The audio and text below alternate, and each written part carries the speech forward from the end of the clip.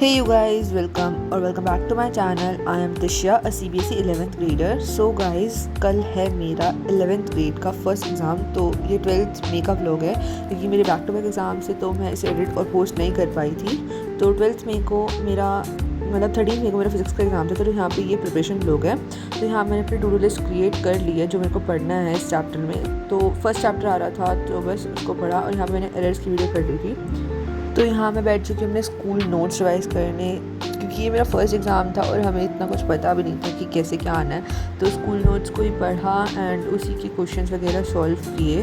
तो यहाँ मुझे कुछ 1-2 घंटे लग गए थे स्कूल नोट्स को रिवाइज़ करने में, अच्छे से डिटेल में रिवाइज़ करने के लिए।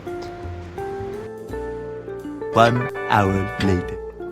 तो गाइज़ कुछ 1 घंटा पढ़ने के बाद मैंने लिया थोड़ा सा ब्रेक और फिर मैं फिर से पढ़ने बैठ गई थी क्योंकि भाई कल एग्ज़ाम था और आई वाज अंडर कॉन्फिडेंट कि मैं नहीं कर पाऊँगी।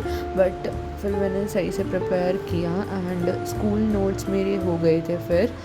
और उसके बाद मैं अपने कोचिंग नोट्स को लेकर बैठ गई क्योंकि मेरे को उसमें से क्वेश्चन प्रैक्टिस करने थे। लाइक इट वाज फन क्योंकि उसमें बहुत ज़्यादा क्वेश्चन थे और अच्छे क्वेश्चन थे। तो उन्हें प्रैक्टिस करने में मुझे बहुत मज़ा आया और काफ़ी टाइम भी लगा। तो गाइस कुछ 1-2 घंटा कोचिंग नोट्स प्रैक्टिस करने के बाद मेरा माइंड पूरी तरह से सैचुरेट हो गया था और मेरे को हो रहा था कि बस मुझे और फिज़िक्स नहीं पढ़नी। बट नेक्स्ट डे एग्ज़ाम था तो मुझे पढ़ना भी था, इसलिए मैं अपने नोट्स कंप्लीट करके 2 घंटे के लिए सो गई।